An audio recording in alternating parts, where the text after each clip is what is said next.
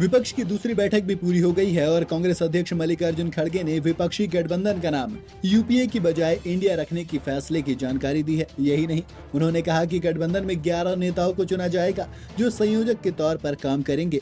इन नेताओं के नाम तय करने के लिए मुंबई में अगली मीटिंग होगी। उन्होंने कहा कि इंडिया गठबंधन के लिए चुनाव तक एक नया सचिवालय भी होगा। ये सचिवालय दिल्ली में बनाया जाएगा। खड़गे ने कहा कि हमारी इस मीटिंग में 26 दल रहे हैं, जबकि पटना में 16 ही थे। इस तरह हमारा काफिला बढ़ता जा रहा है। इसी का असर है कि मोदी जी ने अब एनडीए की मीटिंग बुला ली है। वो जल्दी में अपने पुराने साथियों को याद कर रहे हैं। बीजेपी पर निशाना साधते हुए खड़गे ने कहा कि अपने गठबंधन साथियों से बात तक नहीं की थी, इसके चलते बहुत से लोग उन्हें छोड़कर चले गए।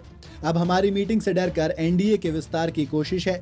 पिछले कुछ सालों में एनडीए टुकड़े टुकड़े हो गया था, जिन्हें अब जोड़ने का काम मोदी जी कर रहे हैं। खड़गे ने कहा कि आज विपक्ष पर शिकंजा कसने के लिए ईडी और सीबीआई का इस्तेमाल किया जा रहा है।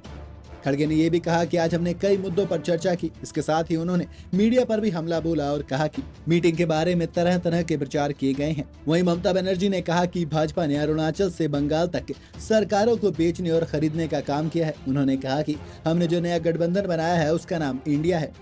अब बताइए कि क्या भाजपा या एनडीए की हिम्मत है कि वो इंडिया को चैलेंज कर सके। उन्होंने कहे हुए हैं आज से चुनौती की शुरुआत हुई है। अब देखना होगा कि एनडीए क्या इंडिया का मुकाबला कर पाएगा। उन्होंने ये भी कहा कि इंडिया को बचाना है और भाजपा को देश बेचना है, जिसे हमें सत्ता से बाहर करना होगा। इस मौके पर उद्धव ठाकरे ने कहा कि देश तानाशाही के खिलाफ खड़ा हो रहा है। एक पार्टी का मतलब देश नहीं हो सकता है। हम अगली मीटिंग महाराष्ट्र में करेंगे, इसकी तारीख जल्द ही तय हो जाएगी। वहीं दिल्ली के सीएम अरविंद केजरीवाल ने कहा कि मोदी जी को 10 साल के लिए मौका दिया गया, लेकिन सब चौपट हो गया।